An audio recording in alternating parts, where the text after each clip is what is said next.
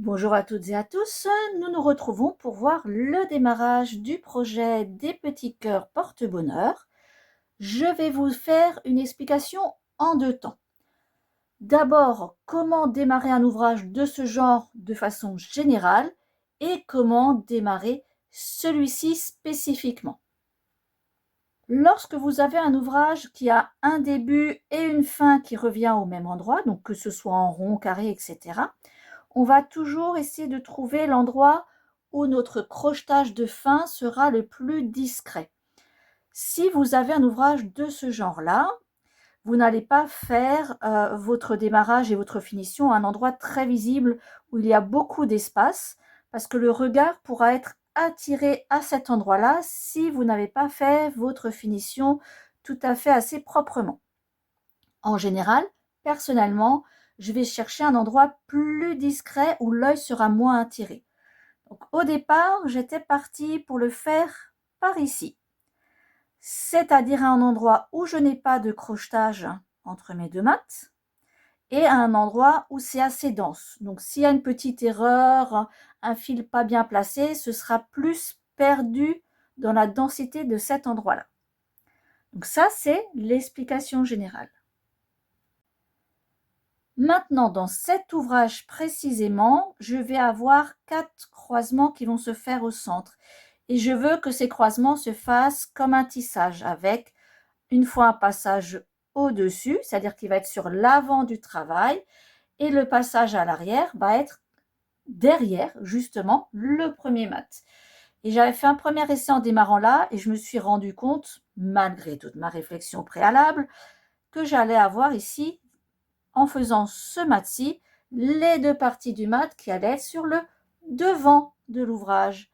Donc, j'ai défait et je vais redémarrer, et cette fois-ci, en faisant le démarrage entre les deux parties en mat là. Donc, ça va être vraiment juste sur ce passage. Je vais zoomer après dessus pour que nous démarrions dans ce sens-là. Ce mat sera sur l'avant de l'ouvrage et cette partie-là passera à l'arrière de l'ouvrage.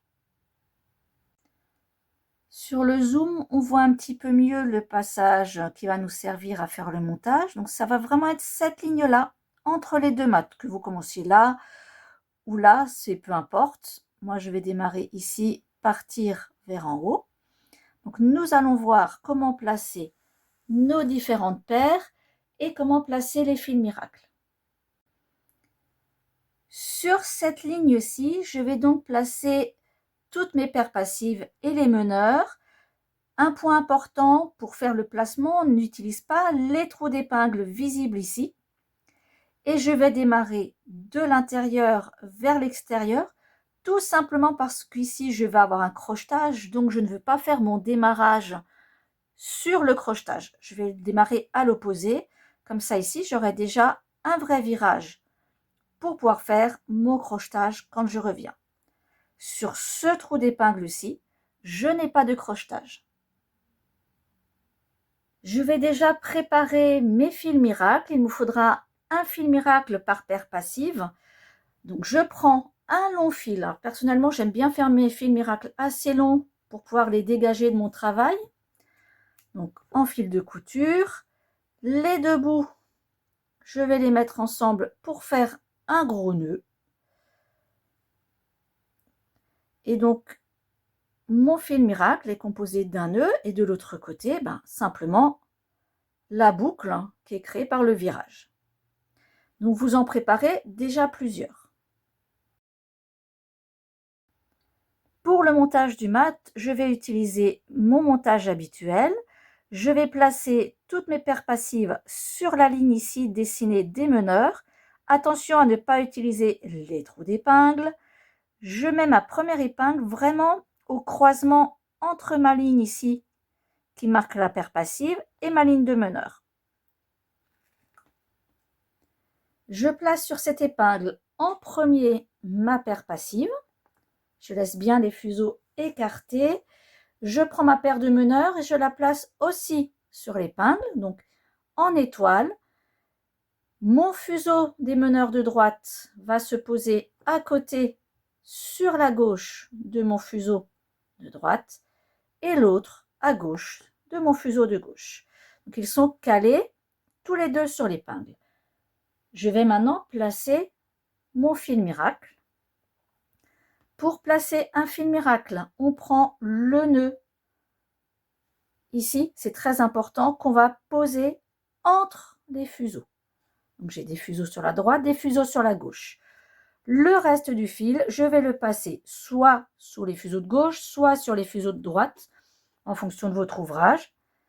Et je remonte mon fil miracle, une partie sur la droite de l'épingle, une partie sur la gauche de l'épingle. Je me cale avec mon fil miracle contre l'épingle. On pourrait se mettre avec le fil miracle du même côté de l'épingle, mais personnellement, je n'aime pas parce que je trouve que ça risque de tirailler si on met notre fil miracle un peu trop tendu. Donc, l'épingle permet de ne pas déformer notre trou de départ. Et ensuite, je prends une épingle. Alors, en général, moi, je prends une épingle à tête de verre. Hein. Je trouve que c'est plus simple. Et je vais passer mon épingle dans les deux boucles et simplement accrocher ça plus loin sur mon carreau pour que ça ne bouge pas. Et une fois que mon fil miracle est posé, je vais refermer en faisant un croisé pour que les paires se retrouvent ensemble. Alors ça, c'est juste le montage du meneur, enfin des meneurs, pardon, avec notre première paire. Pour la suite, on va faire un peu différemment.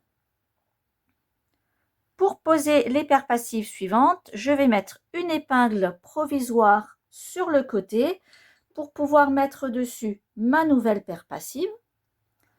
Je la cale vraiment, vous voyez, à part. La première paire passive ici, je la mets de côté, elle est posée. Je croise ma paire passive et mes meneurs en point ouvert. Croisé, tourné. Je prends mon épingle définitive. Je la cale au milieu des fuseaux et je l'emmène tout en haut à côté de la première qui a été posée. J'enlève mon épingle provisoire et je mets maintenant le fil miracle. Donc j'ai pris une autre couleur pour éviter qu'il se mélange. Le nœud au milieu, je passe sous une des paires. Mon fil miracle, un bout sur la droite de l'épingle que je viens de poser, l'autre bout à gauche et je vais le caler plus haut sur le carreau. Et quand c'est fait, je n'oublie pas de refermer avec un croisé. Quand j'ai fait cela, je repose une épingle provisoire, je prends la paire passive suivante que je cale dessus, je croise en point ouvert l'épingle définitive au milieu sur la ligne des meneurs qui est sur le carton, à côté de celle déjà posée. J'enlève mon épingle et je place mon fil miracle. Si vous oubliez de placer votre fil miracle et vous vous en rendez compte trop tard, vous avez déjà avancé dans votre ouvrage, pas de panique, il vous suffira à la fin de crocheter avec votre crochet métallique. Le fil miracle est une aide, pas une obligation. Moi, je l'utilise beaucoup dans les maths. Ça m'évite, quand j'enlève l'épingle, de ne plus retrouver mon trou de départ, je farfouille, j'abîme. Avec le fil miracle, tout est en place dès le départ.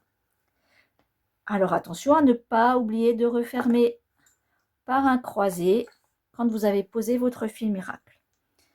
Et vous posez comme ça toutes vos paires. Attention à ce que votre dernière paire soit bien dans la ligne du mat et pas sur le trou d'épingle. Ce trou d'épingle là, on en aura besoin pour faire notre premier virage des meneurs.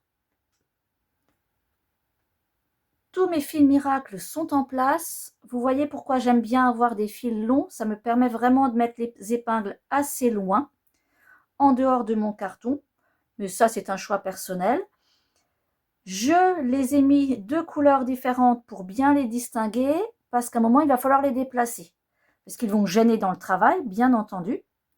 Donc pour l'instant, je vais partir vers en bas dans mon travail, donc ça ne va pas gêner, mais dès que je vais arriver là, eh ben, je risque d'être embêtée puisqu'ils vont être sur le passage. Je vous ferai une vidéo spécifique assez courte pour vous montrer comment les déplacer correctement pour ne pas les mélanger et vous pourrez réutiliser cette vidéo dans d'autres ouvrages. Mais pour l'instant, je vous laisse. On se retrouve dans la vidéo numéro 2 qui va proposer comment faire le travail, donc le mat, la grille, etc.